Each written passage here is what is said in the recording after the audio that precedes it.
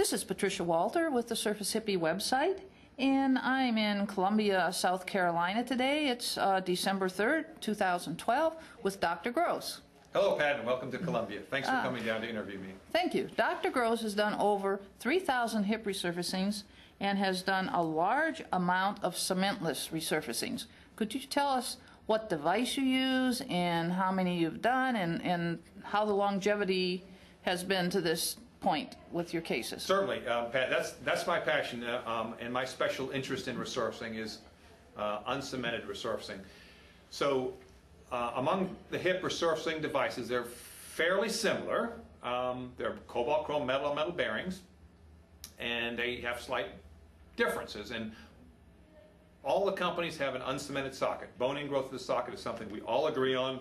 That's the way to do it. Cement fails very quickly. On the femoral side, most of the devices on the world market are cemented. So the cement fixes the implant to the bone.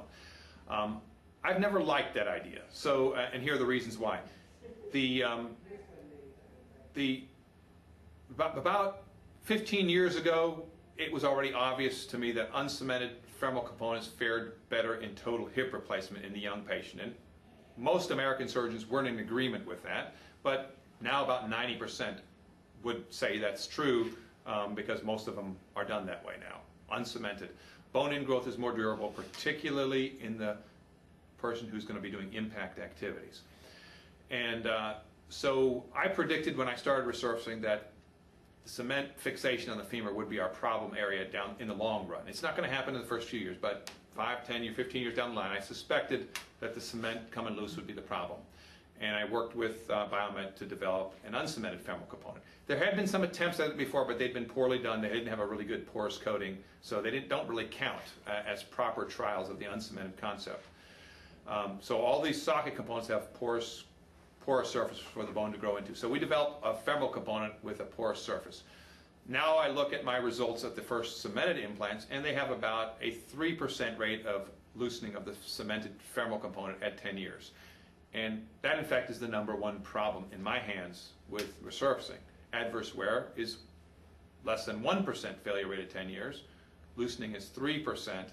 Loosening the socket is another 1 or 2% problem. So those are the main long-term problems. So now how does uncemented resurfacing change that? Well, we started it in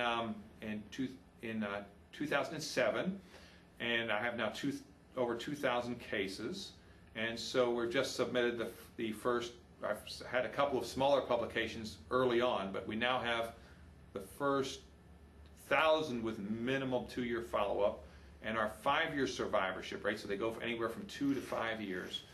Our 5-year survivorship is overall, I think, 98.2%. So it's 1.8% failure rate at 5 years. Over 99% for men, 96% for women. So men do better than women, primarily just socket problems. And we've had less than 1% femoral neck fractures. We've had 2 head necrosis cases in 1,000. And we've had no loosenings. Now 5 years is really when the loosening starts, right? So this is where it becomes interesting. We still haven't been able to show definitely that we're doing better than cemented fixation on the femoral side, but the first 2,000 up to 5 years look tremendous. We haven't seen any loosening of the femur yet. But in 10 years, that's when we really will see a difference, I think, between the cemented and uncemented. But it's logical. You fix an implant to bone with a porous surface, it's much more durable. Cement is brittle, and with repetitive impact loading, it will eventually fatigue and crack, and then you'll have loosening. Interestingly, Harlan Amstutz has published recently a paper on high activity level and hip resurfacing. And he found that with his UCLA activity score, which is something we use as well, he couldn't see any difference between the high activity patients, those who rated themselves as impact athletes, and those with lower activity. But he developed a special impact score, which was even more strenuous. So it selected those patients who did impact activities into ones who did a lot and ones who just did a little bit. And in that group of high impact athletes, he did see a higher failure rate of resurfacing at around 8 years. And most of those failures, 70%, were loosening of the cement on the femoral side.